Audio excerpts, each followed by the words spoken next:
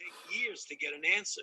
It took like 3 months to get an answer. And because of that... So, y'all just heard what it said. It normally takes years for them to get an answer off the data because of most people getting infected, whatever it is, for any trials that they done did in history before.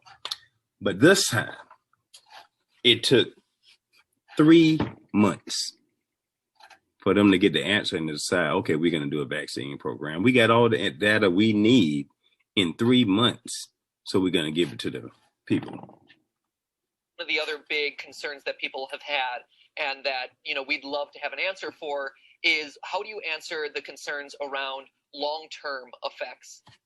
Is there the possibility of some long-term side effects here that, 2, 3, 5 years down the line, oops, we made a mistake, but now it's too late? So the situation with long-term adverse events, it's literally unheard of in the history of vaccinology to get vaccinated in 1992 and to get an adverse event in 1997.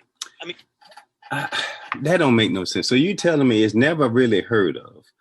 Look at anything, Tylenol. I mean, look at all the recalls on medicine that you hear about, these class action lawsuits from just regular over-the-counter drugs because they cause serious health problems in people since the beginning of time. You'll see a class action lawsuit. Just Google it if you don't believe me, and then you'll see that they happen later, years later. Okay, even if you're doing surgery, just say you did a hip bone surgery or whatever else, and the titanium rod end up rotting.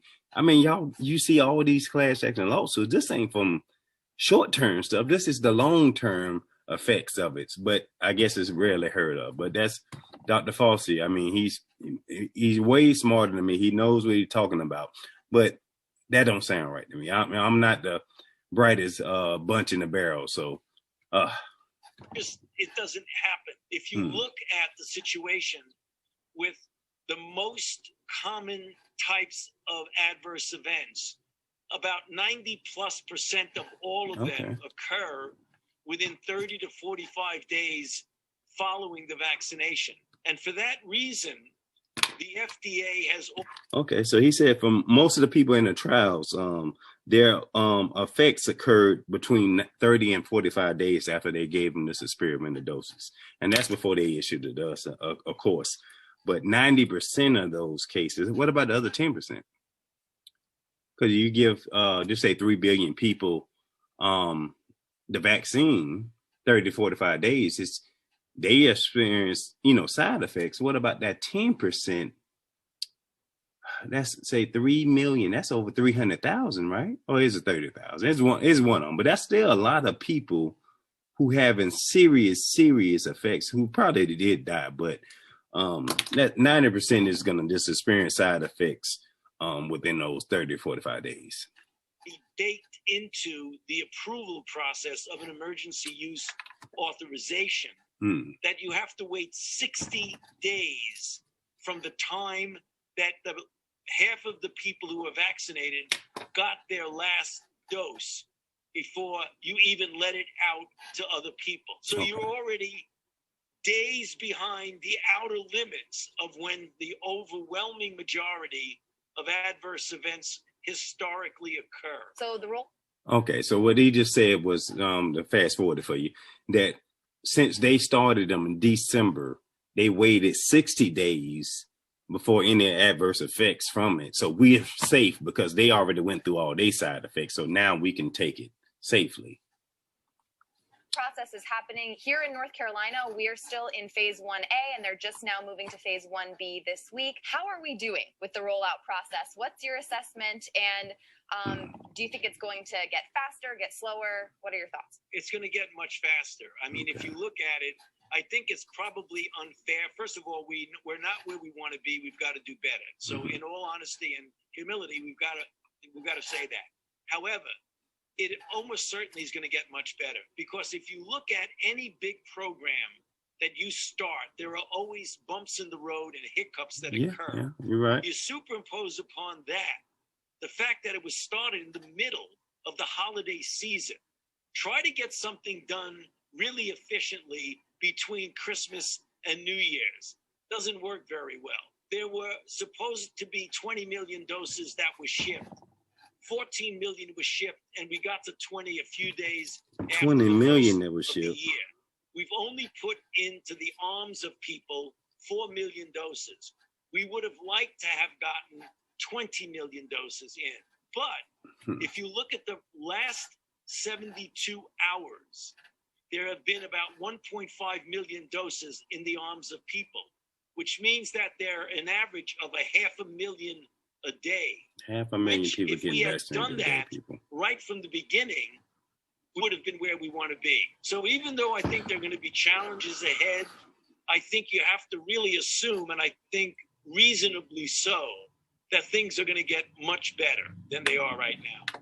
Regarding vaccination, how would we best be able to talk to people about, okay, you're going to get your vaccination, but you're still going to wear your mask. Mm-hmm. Can you talk to us about why that is and how long we should still expect to be wearing masks if we're all getting vaccinated? Yeah. So the primary endpoint upon which the vaccine was approved, the 94 to 95% efficacy, was based on the prevention of clinically recognizable disease. Okay. Namely, did you get any symptoms? You can get infected and get no symptoms. So after getting vaccinated, you telling me I can still get affected? I got to wear a mask, but it's going to stop me from clinically recognizable diseases, but not COVID? Sounds familiar, right? What we haven't proven yet, and we hope to within a reasonable period of time, but it has not been proven yet, that the vaccine actually prevents you from getting infected. It could. So it's been issued out. 20 million people, millions of people getting vaccinated every day, and it still hasn't been proven yet. But y'all don't rewind back earlier when you say all the technological advances that we made, that's how we was able to create this vaccine. They had all the data in 3 months, but you still haven't proven yet. And we've been vaccinated people pretty much since December. December, January, February, March. That's over 3 months again. But the data that you came up with to create the vaccine, you telling me now it's already been past another 3 months that you don't have the data to say, okay, if it works to keep you safe from COVID. Okay. Prevent you from getting clinically ill and still allow you to have an asymptomatic infection. Yeah. So since you might have an asymptomatic infection, that's why you need to continue to wear a mask. Also, you may be one of the 5% in which the vaccine was not effective. That's another reason for wearing a mask. Okay. We'll be able to pull back on the stringency of the healthcare, not the healthcare, but the public health messages. When you get such a large percentage of the population are vaccinated that you have a protection of herd immunity, so that the level of vaccine is so low in the community that the risk of your getting infected is very low. We're not there right now. I've been vaccinated, yet there were 200,000 to 300,000 cases of COVID in the community yesterday. Oh man, so yesterday? There's still a big risk out there. And that's the reason why I still, wherever I go, wear my mask. When it comes to that herd immunity that you talk about, I don't want to be pessimistic, but what if we don't reach that herd immunity status? And what if there are a contingent of people out there who are just like, I'm not going to get the vaccine, and we don't reach that status? What do we do? Well, you would still, if you get a substantial proportion, but not the 70 to 85% that I talk about, you would still have a major impact on bringing down the level of infection. Herd immunity means that there is so much immunity that there's almost no virus. So instead of getting it and smashing the virus with the herd immunity, you're going to get a level of virus that's much lower than it is now, but not as low as you want it. Our age group has a lot of, women who are thinking of becoming pregnant, or small children, or have small children, and they're concerned about their health. Yeah, we have a 2-year-old, but there are no studies for kids. Is there a timeline for studies on pregnant people and children? Or are there any recommendations there? There are no data yet, and the reason there are not is that because you can't experiment on kids and pregnant people. That's why it's not and it's not recommending to give you that vaccine yet, because you won't have no data in there. I mean, it's too risky. Now that'll be too public if adverse effect happened to a small child or a pregnant woman. Women and children are vulnerable populations. And when you're dealing with a vulnerable population, they're protected. You've got to be very sure that the product, in this case, the vaccine, is both safe and effective in a normal adult population. Once you show that, after a few months go by and we know there's no unexpected issues, then you do a phase 1 and a phase 2A trial in children as well as in pregnant women, and prove that it's safe and prove that it induces the same kind of response that protects non-pregnant adults. Okay. Once you show that, then the FDA can, by bridging those two studies together, can approve it for children and approve it for pregnant women. Makes sense. Great. And then the last thing, because I know we're coming up on your time here, the last thing I just wanted to ask is, obviously you are a person who is in high demand and in very high stress situations right now. Yeah. So how do you de-stress over the last year? What have you been doing when you're not on camera around the clock answering these questions? Well, it's been a very unusual year because I have not had a day off since January 15th, and that includes every Saturday and Sunday. And I average about 18 hours a day. So I don't really have time to unstress. But the one thing I do is every night I run with my wife about 3 miles, 4 miles. So sometime tonight around 8:30, there are going to be 2 people running in the dark around Northwest Washington, D.C. And that happens to be me and my wife. Good for you. Yeah, I'm glad that you at least are able to carve off a little bit of time for yourself. Well, that sounds pretty good. I mean, obviously he healthy at this age. I don't even know what his age is, and he's able to run 3 miles with his wife. But that's healthy right there at his age, just to do all that.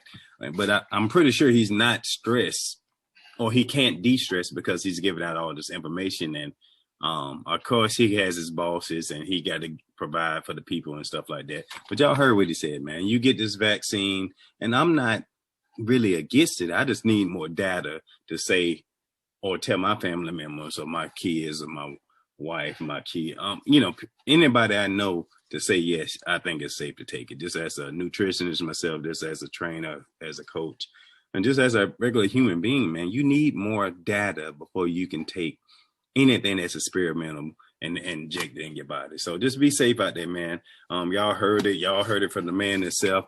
You watch my other 2 videos, you'll have a little more information about it. I guess this is be review. I can't call it part 3 of that COVID-19 vaccination video, but this is just a review of the game Theorists video or interview he did with Dr. Fauci. It's your boy Cutting That Street. DM me, man, if y'all got any questions, comments, concern, like, subscribe, and follow at Evolved in Life.